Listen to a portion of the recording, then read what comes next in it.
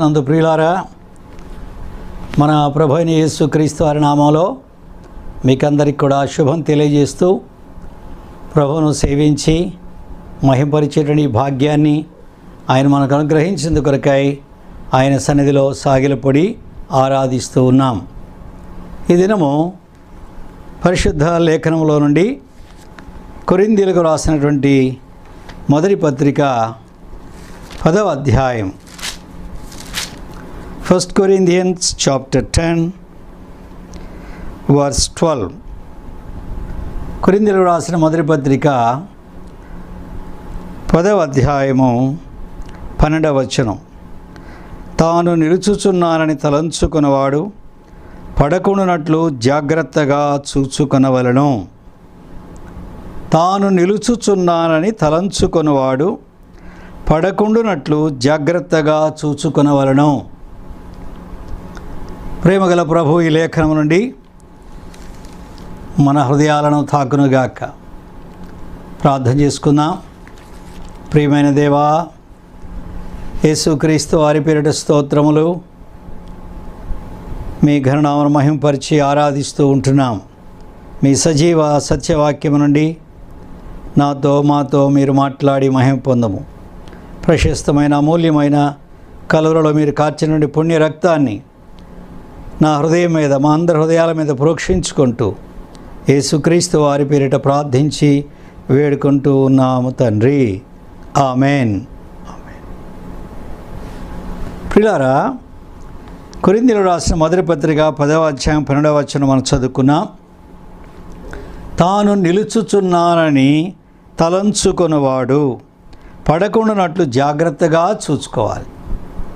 నేను నిలిచి ఉన్నాను అని ఎవరైతే అనుకుంటూ ఉంటున్నారో అలాంటి వారమందరము మనము పడకుండా జాగ్రత్త పడవలసిన వారిగా ఉంటున్నాం. ఒక దైవజనుడు జికే చెస్టర్స్ అనేటువంటి దైవజనుడు ఏం చెప్పాడంటే, there are infinity of angles at which one falls, only one at which one stands. ఒక వ్యక్తి పడిపోవడానికి అనంతమైనటువంటి కోణాలు ఉన్నాయి, యాంగిల్స్ ఉన్నాయి. ముందుకు పడవచ్చు, వెనక పడవచ్చు, కుడివైపు పడవచ్చు, ఎడమవైపు పడవచ్చు, లేకపోతే ఈ మూలన పడవచ్చు, ఈ మూలన పడవచ్చు, ఇటువైపు అయినా ఎన్ని యాంగిల్స్లో అయినా కింద పడవచ్చు. అయితే నిలిచి ఉండడానికి ఒకే ఒక్క యాంగిల్ ఉన్నదన్నమాట. ఒకే ఒక్క యాంగిల్, అదే 90 degrees పర్పెండిక్యులర్ అంటాం. కనుక ఇప్పుడు ఒకే ఒకటి మనము నిలిచి ఉన్నాము, ప్రభువులో మనము నిలిచి ఉన్నాము అనేటువంటి మనము ఎంత జాగ్రత్తగా ఉండాలంటే పడకుండా జాగ్రత్త పడాలి. ఎందుకంటే ప్రియులారా, మనం ఆత్మీయ జీవితంలో ఎదిగే కొలది, అనగా when we go up and up more and more, when you go up and up more and more, the pull that is towards downwards is very high. దీనికి భౌతిక శాస్త్రంలో MGH అంటారు. హెచ్ అనేది హైట్. భూమి మీద నుండి మనం ఎంత ఎత్తుగా పోతూ ఉంటామో అంత ఎక్కువైనటువంటి కిందికి లాగేటువంటి బలం ఉంటుంది. దాన్ని పొటెన్షియల్ ఎనర్జీ అంటారు. అంటే ఈ MG ఎప్పుడు కాన్స్టెంట్గానే ఉంటుంది. ఈ హైట్ అనేటువంటిది పెరిగే కొలది ఈ పొటెన్షియల్ ఎనర్జీ పెరుగుతూ, అంటే క్రిందకి లాగడానికి ప్రయత్నం చేస్తూ ఉంటుంది. ఆత్మీయ జీవితంలో మనము అంతకంతకు ఉన్నతమైన అంతస్తులోనికి పోతున్నాము అనేటువంటి అనుభవాన్ని మనం ఎరిగినప్పుడు మనను కిందకి లాగేటువంటి శక్తి కూడా అధికంగా ఉన్నది అనే విషయాన్ని మనం జ్ఞాపకం పెట్టుకోవాలి. చూడండి, ఒక వ్యక్తి కొండ ఎక్కుతూ ఉంటే కొండ ఎక్కడానికి చాలా ప్రయాస అవసరం, చాలా జాగ్రత్త అవసరం. మెట్టు వెంట మెట్టు వెళ్ళవలసి ఉన్నాయి. దానికి మెట్లే ఉండవు, అంటే అడుగు వెంబడి అడుగు. అయితే తాను కొండ మీద నుండి కిందికి జారడానికి ఏ విధమైనటువంటి ప్రయాస అవసరం లేదు. అక్కడి నుంచి దొలుకుంటూ కిందకు వచ్చేస్తాయి. అక్కడ కనుక రాళ్ళు ఏమి అడ్డుపడకుండా ఉంటే. కనుక మనము ఆత్మీయ జీవితంలో ఎదుగుతున్నాను అనేటువంటి మనము పడకుండానట్లు, క్రిందికి జారకుండానట్లు, దానికే బ్యాక్ స్లైడింగ్ అనేటువంటి పదం అన్నది ఇంగ్లీష్ భాషలో. మనకి తెలుగులో విశ్వాసఘాతుకము అనేటువంటి అర్థం. అది వెనకకు జారిపోవడం, విశ్వాసములో వెనకకు జారిపోవడం అనేటువంటి మాట అది. కనుక మనం పడకుండానట్లు జాగ్రత్త వహించుకోవాలి. ఇది దేవుని వాక్యంలో నుండి ఒక భక్తి కలిగినటువంటి ఒక రాజును గురించి మనము ధ్యానం చేయబోతూ ఉంటున్నాం. 2వ దినవృత్తాంతముల గ్రంథము 18వ అధ్యాయంలో మనం చూసినట్లయితే అక్కడ యెహోషాపాతు అనేటువంటి దైవభక్తి కలిగిన రాజును మనం చదవచ్చు. ఆయన గురించి మనం నేర్చుకోవడానికి ప్రభు సహాయం చేసిన కొలది కొన్ని వచనాలు మనం ధ్యానిస్తాం. 2వ దినవృత్తాంతముల గ్రంథము 17వ అధ్యాయము. యెహోషాపాతు రాజైన తర్వాత ఆయన 3వ వచనంలో చూస్తే, యెహోవా అతనికి సహాయుడై ఉండగా యెహోషాపాతు తన తండ్రి అయిన దావీదు ప్రారంభ దినములలో నడిచిన మార్గమందు నడుచుచు బయలుదేవతను ఆశ్రయింపక తన తండ్రి దేవుని ఆశ్రయించుచు ఇశ్రాయేలు వారి చర్యలను వెంబడింపక ఆయన ఆజ్ఞలను అనుసరించి నడిచెను. కనుక యెహోషాపాతు రాజైన తర్వాత ఆయన తన పితరుడైనటువంటి దావీదు, తన తండ్రి అంటే ఇక్కడ తాతలని తండ్రి అంటాం, ఆయన మా తండ్రి. ఆ రీతిగా తన పితరుడైనటువంటి దావీదు ఏ రీతిగా ప్రభువును మార్గంలో నడిచినాడో, ప్రభువును వెంబడించాడో, ఆ రీతిగా యెహోషాపాతు కూడా దేవుని యొక్క మార్గములో నడుస్తూ వచ్చాడు. 2వది బయలుదేవతను ఆశ్రయించలేదు. ఇంకేం చూస్తున్నామంటే తన తండ్రి దేవుని ఆశ్రయించాడు. ఇశ్రాయేలు వారి చర్యలను వెంబడించలేదు. అనగా 10 గోత్రముల వారు విగ్రహారాధికులైపోయి వారు దేవునికి విరోధమైన కార్యాలు చేస్తూ వచ్చారు. వారి చర్యలను వెంబడించకుండా ఆయన దేవుని మార్గములో, అనగా తన తండ్రి అయిన దావీదు నడిచినట్లుగా నడుచుకుంటూ వచ్చాడు. ఈ మాటల్లో మనం ఏం చూస్తున్నామంటే కీర్తన 1 యెహోషాపాతుకి జీవితంలో ఉన్నట్టుగా మనం చూస్తున్నాం. దుష్టుల ఆలోచన చొప్పున నడవడం లేదు, పాపుల మార్గంలో నిలవడం లేదు, అపహాసకులు కూర్చుండే చోట కూర్చునడం లేదు. యెహోవా ధర్మశాస్త్రమునందు దివారాత్రము ధ్యానిస్తూ ఉంటున్నాడు. ఎప్పుడైతే ఈ అనుభవంలో నీవు నేను ఉంటామో ప్రియులారా, అతడు ఆకు వాడక నీటి కాలువలో నాటబడినటువంటి చెట్టు వలె, దాని కాలమందు ఫలమిచ్చేటువంటి చెట్టు వలె ఉంటాడు. నీటి కాలువ యోరను నాటబడిన అనుభవంలో ఆకు వాడేది లేదు,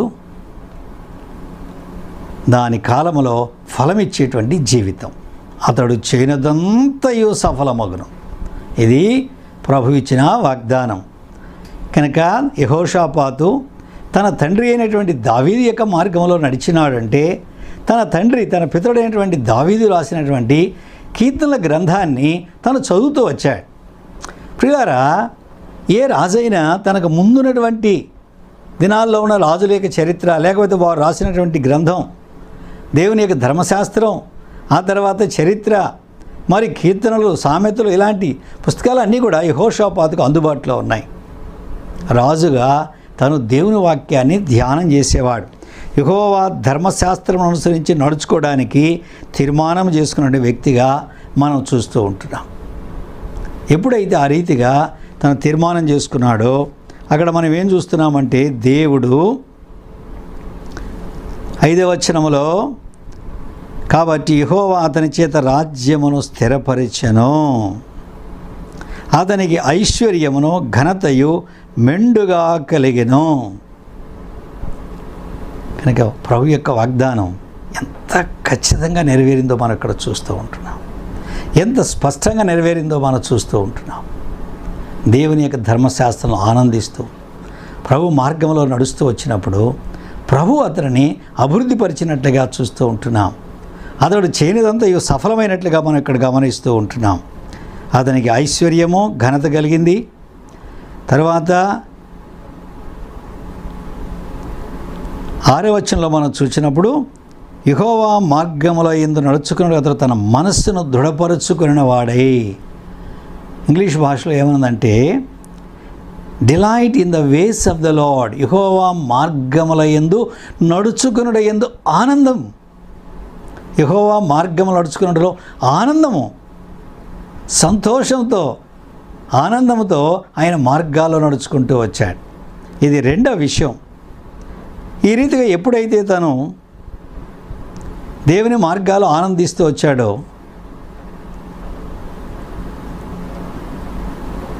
ఆయన తన వట్టుకే కాదు, తన కలిగిన అనుభవాన్ని తన ప్రజలతో కూడా పంచుకోవడానికి ఇష్టపడ్డాడు. అందుకని ఏం చేశాడు, తన ఏలుబడిలో 3వ సంవత్సరాన యూదా పట్టణాల్లో జనులకు ధర్మశాస్త్రం బోధించడానికి పెద్దలైన వారిని పంపించాడు. ఆ రీతికి కొంతమంది లేవీలను పంపించాడు, యాజకులను పంపించాడు. వీరు యెహోవా ధర్మశాస్త్ర గ్రంథాన్ని చేతబుచ్చుకొని 9వ వచనంలో చూస్తున్నాం. యూదా వారి మధ్య ప్రకటన చేయొచ్చు, యూదా పట్టణములన్నిటను సంచరించు జనులకు బోధించిరి. కనుక ఏ రాజు అయితే దేవుని యొక్క వాక్యాన్ని అనుసరించి నడుచుకుంటూ తన ప్రజలకు దేవుని వాక్యాన్ని బోధిస్తూ వచ్చినాడో దేవుడు వారి పక్షంగా ఉన్నాడు. అంత మాత్రమే కాదు, ఇక్కడ ఏం చూస్తున్నామంటే యెహోషాపాతును గురించిన భయము చుట్టుపక్కలటువంటి జనులందరికీ కూడా కలిగినట్లుగా మనం ఈ లేఖనంలో మనం చూస్తూ ఉంటున్నాం. 10వ వచనంలో చూసినప్పుడు యూదా దేశము చుట్టూ ఉండు దేశంలో రాజ్యములన్నిటి మీదకి యెహోవా భయము వచ్చినందున వారు యెహోషాపాతుతో యుద్ధము చేయకుండిరి. దేవుని యొక్క ధర్మశాస్త్రము మనల్ని అభివృద్ధిలోనికి తీసుకుని రావడమే కాకుండా మనకు భద్రతను క్షేమాన్ని కలగజేయనదనే విషయాన్ని మనం ఇక్కడ చూస్తూ ఉంటున్నాం. అనగా మనము దేవునికి భయపడినప్పుడు మన భయము వేరే వారి మీద ఉంటుంది. The fear of the lord drives out all other fears. యెహోవా యందలి భయము మిగిలిన భయములన్నిటిని కూడా పారద్రోలుతుంది. అదే విషయాన్ని ఇక్కడ మనం చూస్తున్నాం. అంతేకాదు, తన చుట్టూ ఉండే రాజులు ఫిలిష్తీయులు యెహోషాపాతునకు పన్ను కానుకలు ఇచ్చారు. అరబీలు 7,700 గొర్రె పొట్టేళ్ళు, 7,700 మేకపోతులు తీసుకుని వచ్చారు. అంటే వాళ్ళు యుద్ధం చేయడం కాదు కదా, యెహోషాపాతుతో సంధి కోరుకుంటున్నారు. యెహోషాపాతు యొక్క సహవాసాన్ని కోరుకుంటూ ఉంటున్నారు. సామెతల గ్రంథంలో మనం ఒక మాట చూస్తున్నాం, ఒకని ప్రవర్తన యెహోవాకు ప్రీతికరమగినప్పుడు ఆయన వాని శత్రువును సహా మిత్రులుగా చేయను.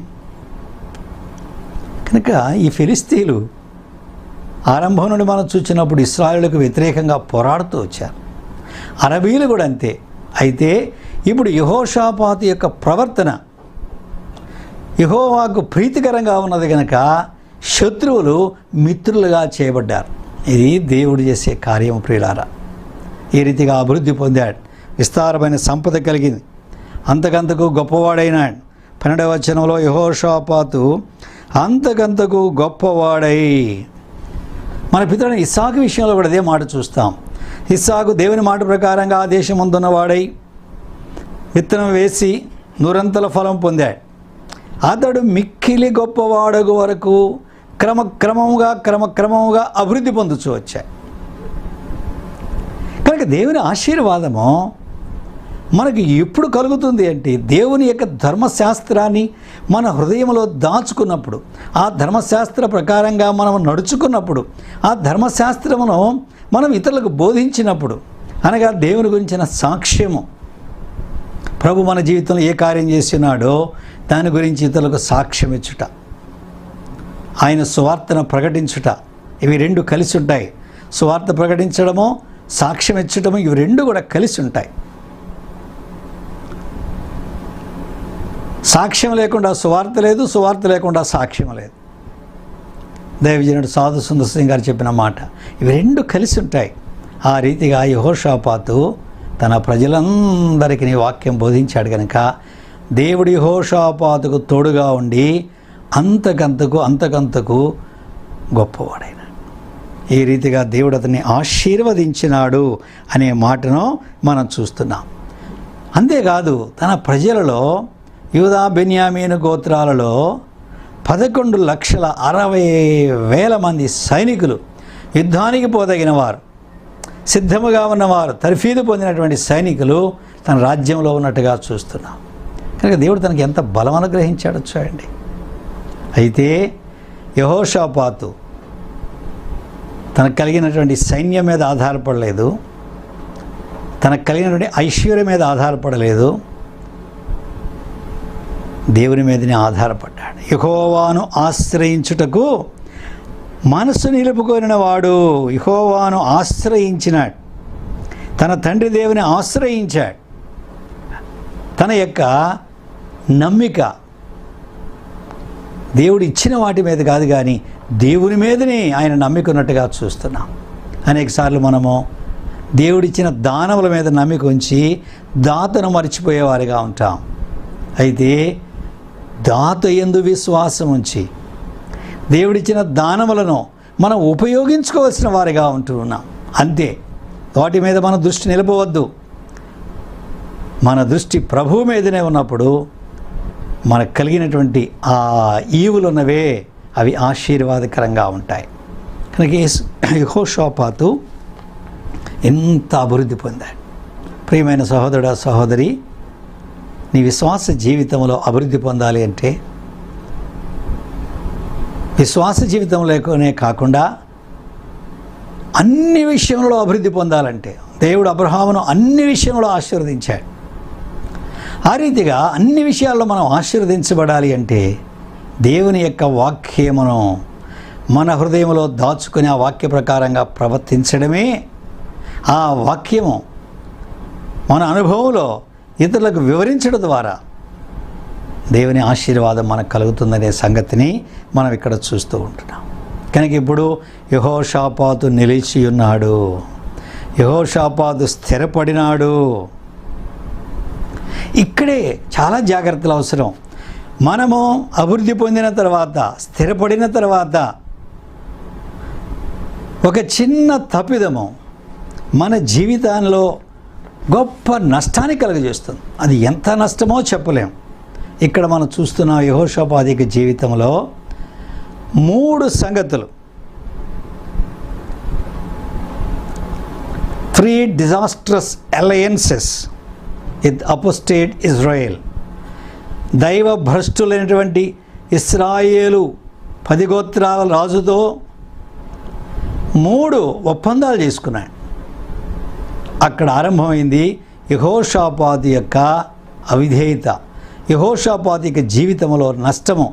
ఆయనకే కాదు, ఆ తర్వాత తరాల్లో కూడా నష్టం కలిగినట్టుగా చూస్తున్నాం. మొట్టమొదటి చూడండి, 18వ అధ్యాయము 2వ దినవృత్తాంతములు 18:1. యెహోషాపాతునకు ఐశ్వర్యమును ఘనతయు అధికముగా కలిగిన తరువాత యెహోషాపాతు అహాబుతో 1000 మంది. ఐశ్వర్యము ఘనత అధికముగా కలిగింది.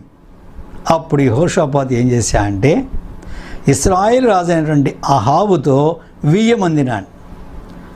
యెహోషాపాతు తన కుమారుడైన యెహోరాముకు అహాబు కుమార్తె అయినటువంటి అతల్యాను తీసుకుని వచ్చి పెళ్లి చేశాడు.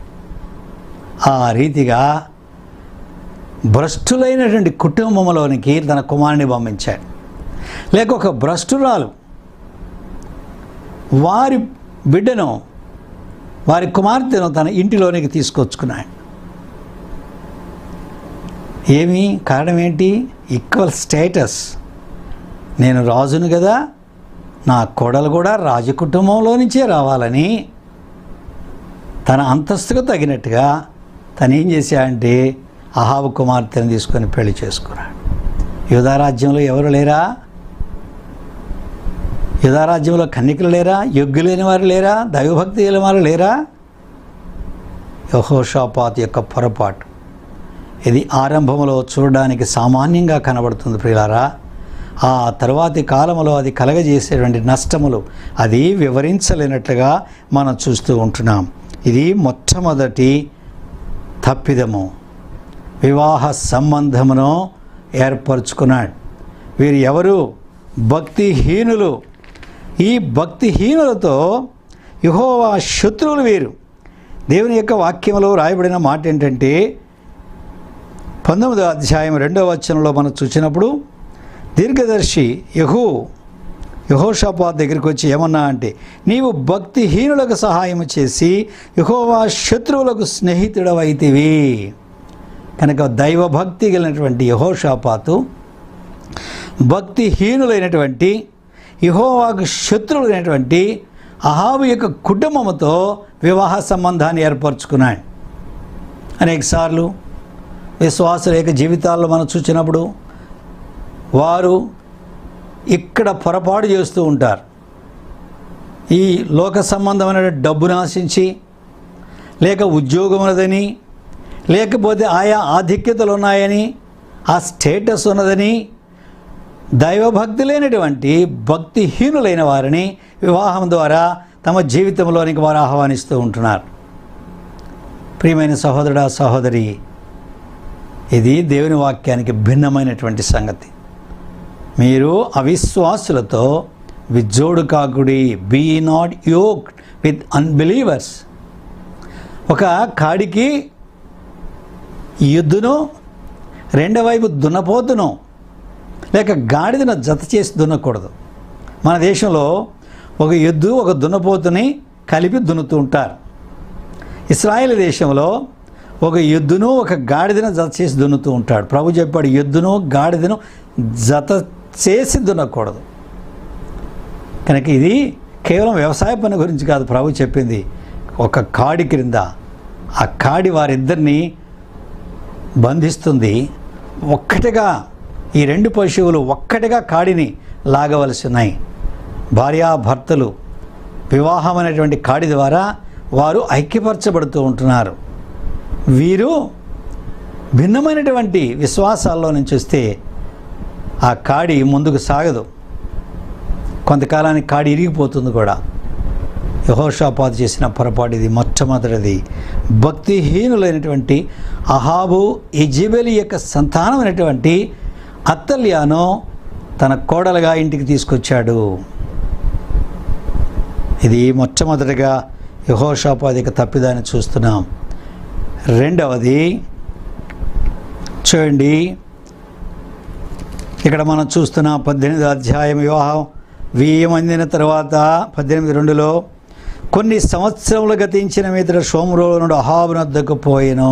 మరి ఇప్పుడు బంధుత్వం ఏర్పడింది కదా, రాకపోకలు సాగుతూ ఉన్నాయి. ఒక రోజున కొన్ని సంవత్సరాలు అయిన తర్వాత యెహోషాపాతు అహాబు దగ్గరికి వెళ్ళాడు.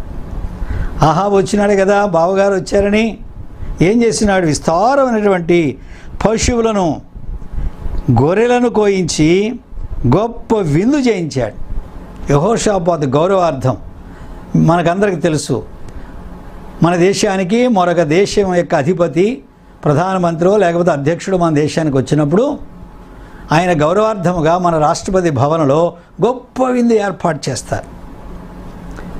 అంటే వచ్చిన వారు తిండిపోతులని కాదు, వారి గౌరవార్థముగా ఒక ఘనమైనటువంటి విందును ఏర్పాటు చేస్తారు. ఆ రీతిగా అహాబు గొప్ప విందు ఏర్పాటు చేశాడు. అహాబు యొక్క సైన్యాధిపతులు అందరూ కూర్చొని ఉన్నారు. అహాబు పక్కన యెహోషాపాతు కూర్చున్నాడు. అప్పుడు అహాబు బహు కుయుక్తిగా మాట్లాడుతున్నాడు. తన సేనాధిపతులను చూచి, ఎంతకాలం మనము రామోత్ గిలాదును తిరిగి మన స్వాధీనంలోనికి తెచ్చుకోకుండా ఉంటాం? ఇశ్రాయేలు దేశానికి సిరియా వారికి మధ్యలో ఉంటుంది ఇది రామోత్ గిలాద్ అని. ఈ దినాల్లో దానిని గోళన్ హైట్స్ అంటారు. ఈ గోళన్ హైట్స్ దగ్గర ఇశ్రాయేలుకు సిరియాకు ఈ రోజు వరకు కూడా యుద్ధం జరుగుతూనే ఉన్నది. ఆ దినాల్లో కూడా అంతే అన్నమాట. ఒక యుద్ధంలో సిరియా వారు జయిస్తే ఈ రామోత్ గిలాద్ సిరియా వారి వశంలో ఉండేది. ఆ తర్వాత యుద్ధంలో ఇశ్రాయేలు గెలిస్తే రామోత్ గిలాదు ఇశ్రాయేల్ వశంలో ఉండేది. ఈ రీతిగా రామోత్ గిలాదు అటు ఇటు వెళుతూ ఉండేదన్నమాట. ఇట్స్ ఎ స్ట్రాటజిక్ పాయింట్ కూడా. అది యుద్ధానికి సంబంధించిన విషయంలో చాలా ప్రాముఖ్యమైనటువంటి సంగతి. సిరియా వారు కనుక గోల్డెన్ హైట్స్ని ఆక్యుపై చేసుకుంటే వాళ్ళు ఎంతో సులభంగా ఇశ్రాయేల్ దేశంలో రాగలరు. చక్కగా కనబడుతుంది, అంతా మైదానం అంతా కనబడుతుంది. ప్రియులారా, ఇప్పుడు సేనాధిపతితో మాట్లాడుతున్నాడు. యెహోషాపాతు పక్కనే కూర్చున్నాడు కదా, యెహోషాపాతుతో అంటున్నాడు, నీవు నాతో కూడా రామోత్ గిలాదునకు వచ్చేదవా? ఇంత పెద్ద విందు ఏర్పాటు చేశా, ఇంత ఘనంగా సత్కరిస్తుండా, అంత మాత్రమే కాదు, సేనాధిపతులందరి ముందు ఆ మాట అడిగినాడు కదా, ఎట్లా కాదు అనాలి. అప్పుడు ఏమన్నా అంటే యెహోషాపాతు, నేను నీ వాడను, నా జనులు నీ జనులు, మేము నీతో కూడా యుద్ధమునకు వచ్చేదము. ఎంత విచిత్రమైనటువంటి మాటలు చూడండి. దీనికి తెలుగులో మొహమాటము అంటారు. ఇప్పుడు యెహోషాపాతు మొహమాటానికి పోతున్నాడు. ఇంత గొప్ప విందులో ఇంత ఘనంగా నాకు ఏర్పాటు చేసినప్పుడు నేను నో అని ఎలా చెప్పగలను?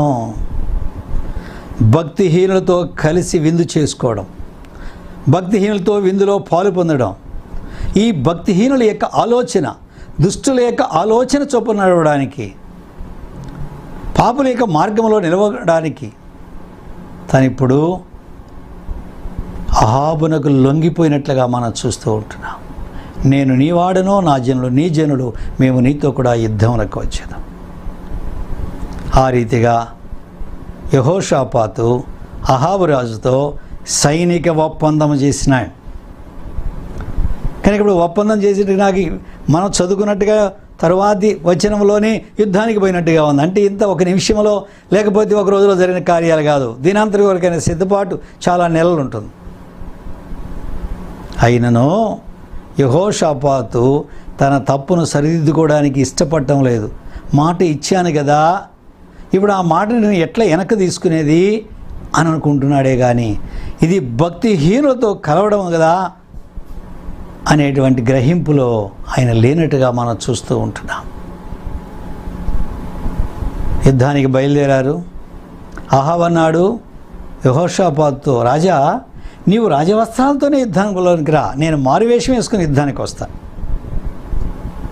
అవతల వైపు సిరియా రాజు చెప్పాడు, తన దగ్గర ఉన్న సేనాధిపతులతో మాట్లాడినాడు, మీరు ఇశ్రాయేలు రాజుతో తప్పక మరి ఎవరితో కూడా యుద్ధం చేయవద్దు, చిన్నవారు కానీ పెద్దవారు కానీ వారితో యుద్ధం చేయవద్దు, ఇశ్రాయేలు రాజుతోనే యుద్ధం చేయండి. సిరియా సైన్యము, ఇశ్రాయేలు యూదా సైన్యము యుద్ధానికి ఎదురెదురుగా వచ్చారు. సిరియా సైన్యాధిపతులు ఇశ్రాయేల్ రాజు కొరకు వెతుకుతూ ఉంటున్నారు. రథం మీద యెహోషాపాతు కనిపించాడు, రాజవస్త్రాలు ధరించుకొని. అంతేకాదు రాజు యొక్క రథానికి ఒక ప్రత్యేకమైన సింబల్ కూడా ఉంటుంది, ఒక గుర్తు కూడా ఉంటుంది. దీన్ని బట్టి సిరియా అధిపతులు అనుకున్నారు ఇతడు ఇశ్రాయేల్ రాజు అనుకొని అందరూ కూడా యెహోషాపాతును చుట్టుముట్టారు. అప్పుడు యెహోషాపాతు ఏం చేసినాడో చూడండి. 18వ అధ్యాయంలో మనం ఇక్కడ చూస్తూ ఉంటున్నాం. 31వ వచనము, యెహోషాపాతు మొర్రపెట్టినందున యెహోవా అతనికి సహాయము చేసెను. ఆ యుద్ధభూమిలోనే, దేవా నన్ను క్షమించు, నేను బుద్ధిహీనముగా ప్రవర్తించినాను నాయన, అయ్యా నన్ను కరుణించు అని మొరపెట్టాడు. ఎప్పుడైతే ఆ రీతిగా మొరపెట్టాడో ఈ సేనాధిపతులు ఇతడు ఇశ్రాయేలు రాజు కాదు అని వారు గ్రహించారు. వారు యెహోషాపాతుని విడిచిపెట్టి వెళ్ళిపోయారు. ఇక్కడ రాయబడిన మాట ఏంటంటే, దేవుడు అతని యుద్ధం నుండి వారు తొలగిపోవనట్లు చేసెను. దేవుని కనికరం ఎంత గొప్పది! అవిధేయుడైనటువంటి ఈ యెహోషాపాతు విషయంలో దేవుని కృప ఎంత గొప్పదిగా ఉన్నదో చూడు. నన్ను అడగకుండా ఒప్పందం చేసినాడు. యుద్ధంలో చావనివ్వలే అనడం లేదు దేవుడు, యుద్ధంలో దెబ్బలు తినలే అనడం లేదు. తనకు మొరపెట్టినప్పుడు, పాపమును ఒప్పుకున్నప్పుడు దేవుడు కనికరించాడు.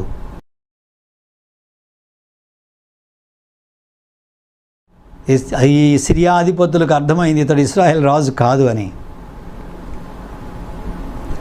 దేవుడి ఆ సేనాధిపతులను యెహోషాపాతు యుద్ధం నుండి తొలగిపోనట్లు చేశాడు. ఎంత దయగల దేవుడు! ఆ యుద్ధంలో అహాబు చనిపోయాడు. యుద్ధం అయిపోయింది.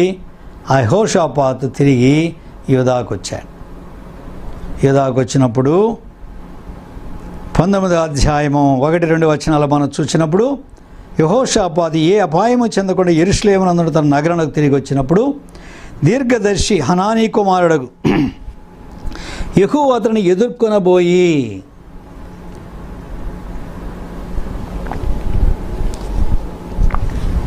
దేవుడు యెహోషాపాతు యొద్దకు తన దాసుడైన హనానీయుడిని పంపించాడు. నీవు భక్తిహీనులకు సహాయం చేయడానికి వెళ్ళావు, యెహోవా శత్రువులకు స్నేహితుడవైనావు, ఆందోళన యెహోవా సన్నిధి నుండి కోపము నీ మీదికి వచ్చును.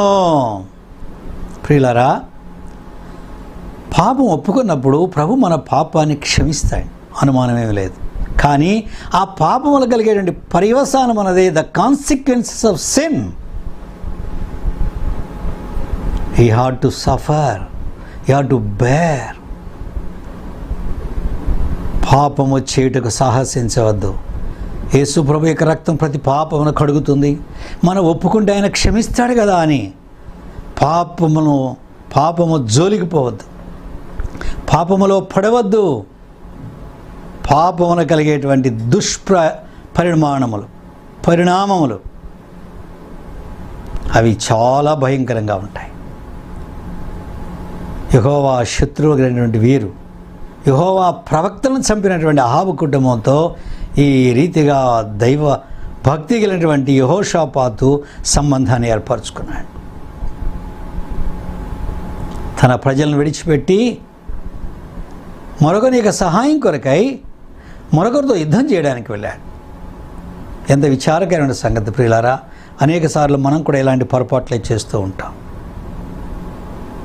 ఒకని మాట విని వానితో జతకట్టుకొని మరొకని మీదకి వెళ్తాం.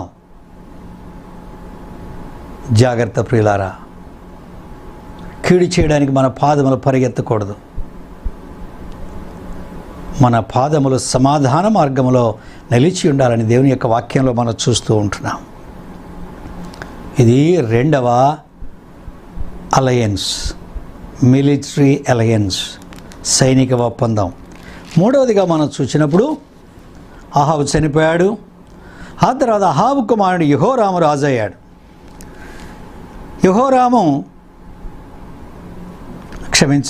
అహజ్యా రాజయ్యాడు. ఈ అహజ్యా రాజైనప్పుడు అహజ్యాతో యెహోషాపాతు స్నేహం చేస్తూ వచ్చాడు. అంటే గత తప్పిదాలను బట్టి మనము సరి చేసుకోవడానికి బదులు తప్పిదం వెంట తప్పిదం మనం చేస్తూ వస్తే ఎంత నష్టపోతామో తెలుసా? ఎసోన్ గెబెరు అనేటువంటి ఆ నౌకాశ్రయంలో హార్బర్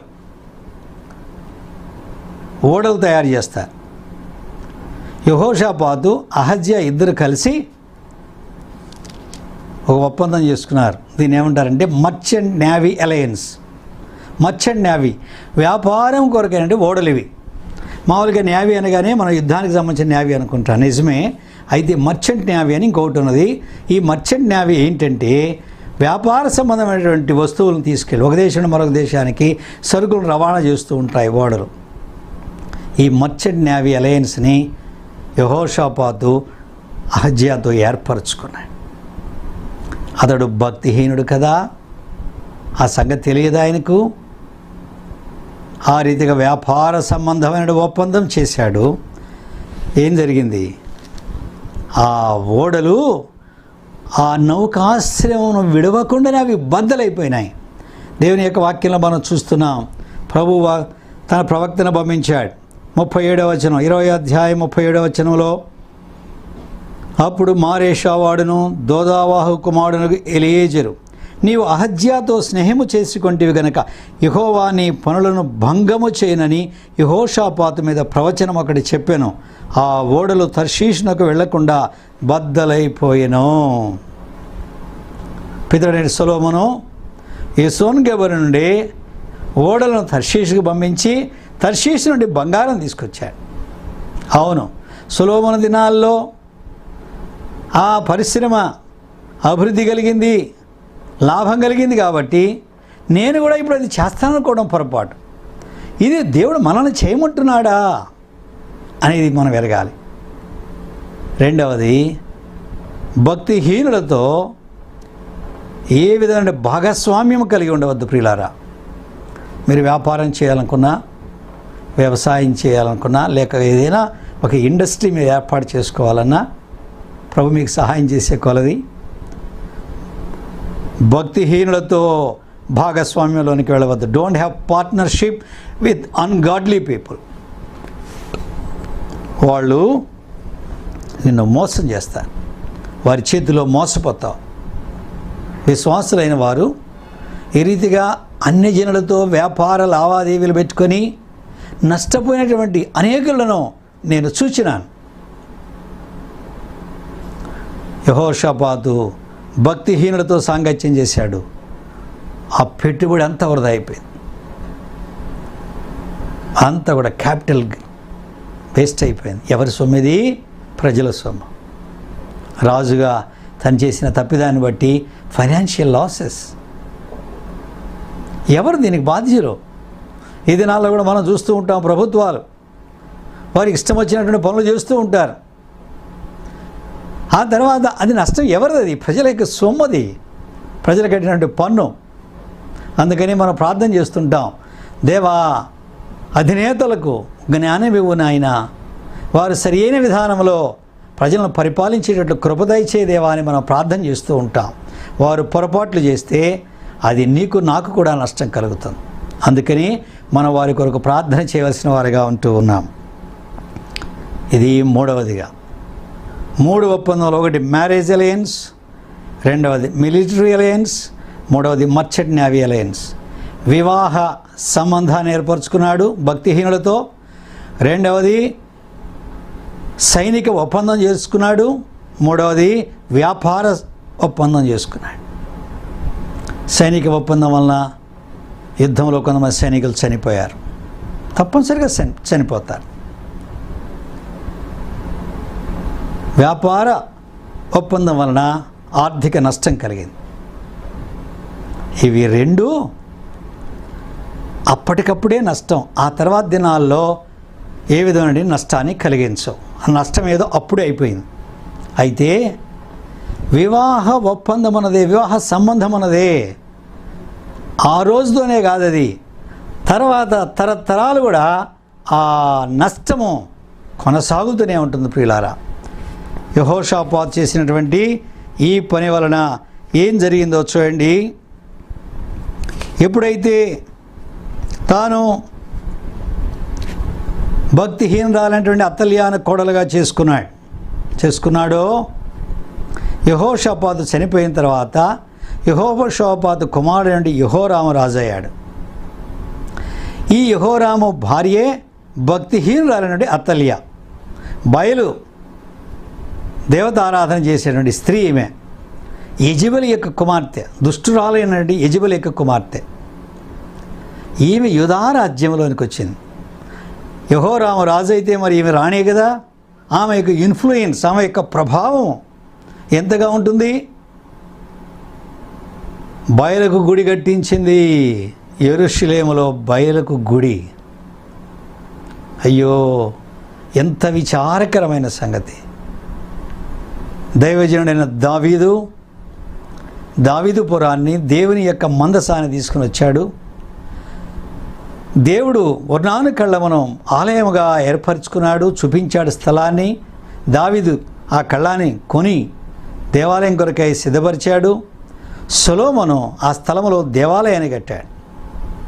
ఇప్పుడు యెరూషలేము ప్రజలందరూ కూడా శాంతి నగరము, సమాధాన పట్టణంలో నివాసం చేస్తూ సమాధానకర్త అయినటువంటి జీవము గల దేవుడైన యెహోవాను ఆరాధిస్తూ ఉండగా, ఇప్పుడు యూదా జనుల మధ్యకు బయలు గుడి వచ్చేసింది, బయలు విగ్రహారాధన వచ్చేసింది.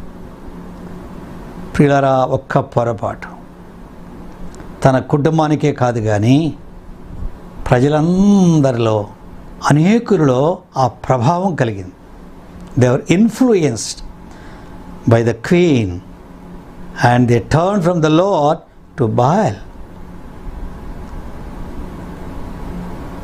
రెండవదిగా మనం చూసినప్పుడు యూదా రాజ్యంలో రాజకీయమైన హత్యలు లేవు ప్రియులారా, రాజకీయమైన హత్యలు లేవు.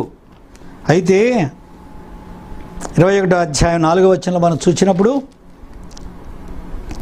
యెహోరాము తన తండ్రి రాజ్యమును ఏలనారంభించినప్పుడు తను స్థిరపరచుకొని తన సహోదరులను అందరినీ ఇశ్రాయేలు అధిపతులలో కొందరిని హతము చేసెను.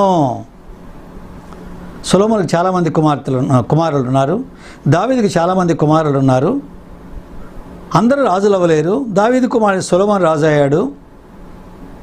సొలొమోను మిగిలిన రాజకుమారులను చంపలేదు. సొలొమోను తర్వాత రెహబాము రాజు అయ్యాడు. రెహబాముకు చాలామంది సహోదరులు ఉన్నారు, సొలొమోను కుమారులు, వారిని చంపలేదు. కానీ దినాలు గడిచినప్పుడు యెహోషాపాతు యొక్క తప్పిదము తన కుమారునికి భక్తిహీనురాలను పెళ్లి చేయడం ద్వారా ఈ భక్తిహీనురాల యొక్క ఆలోచన, ఇదిగో నీ సహోదరులు బ్రతికుంటే నీ రాజ్యానికి స్థిరత ఉండదు అని చెప్పింది. ఎందుకు? తాను ఇశ్రాయేల్ దేశం నుండి వచ్చింది. ఇశ్రాయేల్ దేశాన్ని మీరు చూసినట్లయితే ఒక రాజును చంపడము, మరొకడు రాజు అవ్వడము, ఒకరిని చంపడము, మరొకడు రాజు అవ్వడము. వీడు రాజైన తర్వాత వాని కుటుంబంలో ఉన్న వారందరినీ నాశనం చేయడం. ఈ రీతిగా రాజకీయమైన హత్యలు ఇశ్రాయేలు దేశంలో సర్వసాధారణంగా ఉన్నాయి. 10 గోత్రాల్లో. యూదా దేశంలో అలాంటివి లేవు. ఇప్పుడు ఆరంభమైనాయి. యెహోరాము రాజు అయిన తర్వాత తన సహోదరులను అందరినీ కూడా హతము చేసినాడు. ఎక్కడి నుంచి వచ్చింది ఇది? భక్తిహీనురాలైన భార్య అతల్యా యొక్క బోధ. ఇది ఎంత నష్టం కలిగిందో చూసినారా ప్రియులారా? మూడవదిగా మనం చూసినప్పుడు యెహోరాము చనిపోయిన తర్వాత అతని కుమారుడు వంటి అమజ్యా రాజు అయ్యాడు. మరలా బంధుత్వం కొనసాగుతూనే ఉంది. ఈ అమజ్యా ఇశ్రాయేల్ రాజు నాడు యెహోరాము, అహాబు చనిపోయిన తర్వాత యెహోరాము రాజు అయితే అక్కడికి వెళ్ళాడు. యెహోవా అక్కడ ఇద్దరిని చంపివేశాడు. ఇప్పుడు అతల్యా ఏం చేసిందంటే తన కుమారుడు చనిపోయాడు అని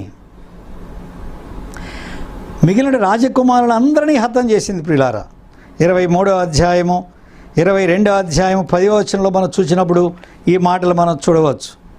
అహజ్యా తల్లి అయిన అతల్యా తన కుమారుడు చనిపోయినని వినినప్పుడు ఆమె లేచి యూదావారి సంబంధులకు రాజవంశేషులను అందరినీ హతమును చేశాం. ఎంత విచారకరమైన సంగతి చూడండి. యెజెబెలు దుష్టుని సంబంధి. దావీదు కుటుంబంలో నుండి రక్షకుడైన యేసుక్రీస్తు వారి లోకానికి రావాలి. దేవుని యొక్క కార్యము, దేవుని కార్యములకు వ్యతిరేకంగా పనిచేస్తుంది శత్రువు రాజకుమారులందరినీ హతం చేసింది. అయితే దేవుని యొక్క సంకల్పాలను ఎవరు మార్చలేరు, ఎవరు కూడా రద్దుపరచలేరు. ఏ మానవుడు కూడా ఆయన సంకల్పాలు మార్చలేరు. దేవుని యొక్క అనాది ప్రణాళిక నెరవేరడానికి అహజ్యా యొక్క సహోదరి నుండి యెహోషువ, ప్రధాన యాజకుడి నుండి యెహోయాదాకు భార్య ఏం చేసిందంటే ఈ రాజు యొక్క కుమారులో చిన్నవాడిని తన దాదితో దాచిపెట్టింది పడకటింట్లో. అంటే మేనత్త తన మేనల్లో చిన్నవాడిని దాచిపెట్టింది. ఆ రీతిగా దావీదు యొక్క వంశము నిలిచింది. ఈ పిల్లవాడు చిన్నవాడు. అతల్యా కనబడకుండా దాచిపెట్టింది. 7 సంవత్సరాల కాలం దాచిపెట్టారు. 1 సంవత్సరం పిల్లవాడిగా ఉన్నప్పుడు దాచిపెడితే 7 సంవత్సరాలు యెహోవా మందిరంలో దాచిపెట్టారు. ఈ 7 సంవత్సరాలు భక్తిహీనురాలైనటువంటి అతల్యా దావీదు సింహాసనం మీద కూర్చున్నది. ఎంత విచారకరమైన సంగతి. దైవజనుడైనటువంటి దావీదు యొక్క సింహాసనం మీద దావీదు గర్భమును పుట్టిన వారు ఆ సింహాసనం మీద కూర్చుంటారని దేవుడు వాగ్దానం చేశాడు. అయితే 7 సంవత్సరాలు ఒక భక్తిహీనురాలు, బయలు ఆరాధన చేసేటువంటి వ్యక్తి దావీదు సింహాసనం మీద కూర్చున్నది. ప్రియులారా, ఎంత విచారకరమైన సంగతి చూడండి. ఎక్కడ ఆరంభమైంది ఇది? ఈరోజు కాదు, ఇది యెహోషాపాతు ఆరంభమైంది. యెహోషాపాతు యొక్క పొరపాటు. కనుక ఈనాడు మనం అనుకుంటాం, ఏమున్నదిలే అనుకుంటాం. మనం చేసేటువంటి భక్తిహీనమైనటువంటి పెళ్ళిళ్ళు, దేవుని చిత్తానికి భిన్నమైనటువంటి పెళ్ళిళ్ళు, కట్నం కొరకు ఆశపడి, బంగారం కొరకు ఆశపడి, ఉద్యోగం కొరకు ఆశపడి, అంతస్తులు చూసుకొని భక్తిహీనులైన వారిని మన ఇంట్లోనికి అల్లుడినో లేక కోడలనో మనం తీసుకొని వచ్చడం ద్వారా ఆ తర్వాత దినాల్లో జరిగేటువంటి సంగతులు మనము ఎరగలేదన్నమాట. దేవుడు తన పరిశుద్ధ వాక్యంలో మన కొరకు వ్రాయించి పెట్టాడు. ఇవన్నీ వారికి సంభవించి యుగాంతమందున మనకు బుద్ధి కలుగుటకు దేవుడు వ్రాయించి పెట్టాడు. వీటిని బట్టి మనం బుద్ధి తెచ్చుకోవాల్సిన వారిగా ఉంటున్నాము. ప్రియమైన యవన బిడ్డలారా, మీ జీవిత భాగస్వామిని ఎన్నుకునే విషయంలో దేవుని సన్నిధిలో కనిపెట్టండి. ప్రభువుని అడగండి, వేచి ఉండండి. ఆలస్యమైతే అమృతం అనుకోవద్దు. చాలామంది అనుకుంటారు, అబ్బా ఇంత మంచి సంబంధం, ఆలస్యం చేస్తే ఎట్లా? ఎస్ అనేసేయండి. దేవుడు అది నీ కొరకు ఏర్పరిస్తే ఆలస్యమైనా ఎక్కడికి పోదు, మరలా నీ దగ్గరికే వస్తుంది. అది వేచి ఉండు, ప్రభువుని అడుగు. ప్రభువా, ఇది నీ ఏర్పాట, ఇది నీ వలన వచ్చిందా? అడిగి వేచి ఉండి కనుగొని, ఆయన చిత్తమును కనుగొని అప్పుడు ముందుకు వెళ్ళండి. కానీ ఇంత మంచి సంబంధాన్ని పోగొట్టుకుంటే మరలా వస్తుందా అని తొందరపడి నష్టపోయిన వాళ్ళు ఎంతోమంది ఉన్నారు ప్రియులారా. ఒకరు కాదు, ఇద్దరు కాదు. కనుక వేచి ఉండటం ద్వారా మనము దేవుని చిత్తాన్ని ఎరుగుతాము. దేవుని ఏర్పాట్లు బయలుపరచబడతాయి. మన కొరకు సిద్ధపరిచిన వ్యక్తి మన జీవితంలోనికి వస్తాడు. ప్రియమైన తల్లిదండ్రులారా, మీ బిడ్డల విషయంలో పొరపాటు చేయవద్దు, తొందరపడవద్దు, ఏదో బాధ్యత వదిలించుకుందాం అనుకోవద్దు. వేచి ఉండి ప్రభు ఏర్పాటు కనుగొని ప్రభు చూపించిన బిడ్డలను నీ ఇంటిలోనికి తీసుకుని వచ్చుకో. ఆ రీతిగా నీకు, నీ కుమారులకు లేక నీ కుమార్తెలకు, ఆ తర్వాత వారి సంతానానికి ఆశీర్వాదం కలుగుతుంది. లేకపోతే ఎంత కీడు కలుగుతుందో ఇంకా మనం వివరించలేము. ఇప్పుడు యూదా రాజ్యంలో ఎంత కీడు కలిగింది, ఒక్క వివాహ సంబంధము ఎంత నష్టం చేసిందో మనం చూస్తూ ఉంటున్నాం. బయలుదేవత ఆరాధన వచ్చేసింది, రాజకీయమైన హత్యలు వచ్చేసినాయి. దైవజనుడైన దావీదు సింహాసనం మీద భక్తిహీనురాలు 7 సంవత్సరాలు పరిపాలించారు. ప్రియమైన సహోదరుడా, సహోదరి, తాను నిలుచుచున్నానని తలంచుకొనివాడు పడకుండానట్టు జాగ్రత్త వహించుకోవాలి. కనుక ఈనాడు నేను స్థిరంగా ఉన్నాను, ప్రభులో ఉన్నాను, ప్రభులో సాగిపోతున్నానని తలంచండి. మనము ఎంత జాగ్రత్త మనకు అవసరం. అయితే అనేక సార్లు మనం స్థిరపడ్డామనుకొని నిర్లక్ష్యంగా ఉంటాం, కేర్లెస్, అజాగ్రత్తగా ఉంటాం. నేను ప్రభువుని నమ్ముకొని 45 ఏళ్ళయింది, 50 ఏళ్ళయింది, నాకు అంతా తెలుసు, బైబిల్ అంతా ఏంది, బైబిల్ స్టడీ వినాల్సిన పనేమన్నది, లేకపోతే ప్రార్థనకు వెళ్ళాల్సిన పనేమన్నది అని అనుకొని ప్రార్థన నిర్లక్ష్యపెట్టి పతనంలోనికి పోయినవారు, వాక్య ధ్యానాన్ని విడిచిపెట్టి పతనమైన వారు ఎంతోమంది ఉన్నారు. కనుక మన విశ్వాసంలో అభివృద్ధి పొందుతున్నాము, మన విశ్వాసంలో మన యొక్క ఆయుష్ అధికమవుతూ ఉన్నదంటే అర్థం ఏంటంటే మరి ఎక్కువైనటువంటి ప్రమాదములు మనకు పొంచి ఉన్నాయి. ఉదాహరణ చూడండి, ఒకడు కొబ్బరి చెట్టు ఎక్కి కొబ్బరికాయలు కోయడానికి చెట్టు ఎక్కుతూ ఉన్నాయి. 10 అడుగుల దూరం ఎక్కాడు, అక్కడి నుంచి కింద పడ్డాడు. వాడికి ఏమి పెద్ద దెబ్బలేని తగలవు, ఏదో కాలు బెనకడమో కాలు వాయడమో జరిగింది. ఇంకొకడు ఈ కొబ్బరి చెట్టు యొక్క మధ్యలోకి వెళ్ళాడు, అక్కడి నుంచి పడ్డాడు, కాలో చెయ్యో తప్పనిసరిగా ఇరిగింది.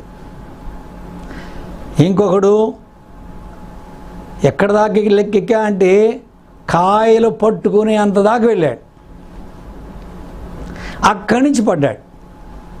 ఊహించుకొని ఏం జరుగుతుందో. మనము ఎంత ఎత్తుగా పోతున్నాం. ఆరంభంలో మనం చెప్పుకున్నామే, MGH హైట్ పెరిగే కొంది నిన్ను కిందికి లాగేటువంటి శక్తి ఎక్కువగా ఉంటుంది. అందుకని బహు జాగ్రత్త కలిగిన వారమై దినదినము మనము భద్రపరుచుకున్నట్టు కొరకు ఆయన వాక్యమును ధ్యానిస్తూ ప్రభు సన్నిధిలో ప్రార్థన, స్తుతి, ఆరాధనతో గడుపుతూ సంఘ సహవాసములో కలిసి ప్రార్థన చేస్తూ సంఘంతో కలిసి సువార్త ప్రకటిస్తూ ప్రభు యొక్క కార్యాల్లో మనము ఆసక్తులమైనప్పుడు మనము భద్రపరచబడతాం. పరిశుద్ధాత్మదేవుడు మనం భద్రపరుస్తాడు. ఈ కృపలో నీవు నేను వర్ధిల్లుదుముగాక. ఆమేన్. ప్రియమైన దేవా, స్తోత్రములు. మీ జీవవాక్యం కొరకే వందనములు. నిలిచి ఉన్నామని తలంచుకునేటువంటి మేము పడకుండానట్లుగా బహు జాగ్రత్త కలిగి ప్రవర్తించడానికి సహాయం చేయం. మా హృదయాల్లో నిర్లక్ష్యము, అజాగ్రత్తలు చోటు చేసుకోకుండా మమ్మల్ని భద్రపరచు నాయన.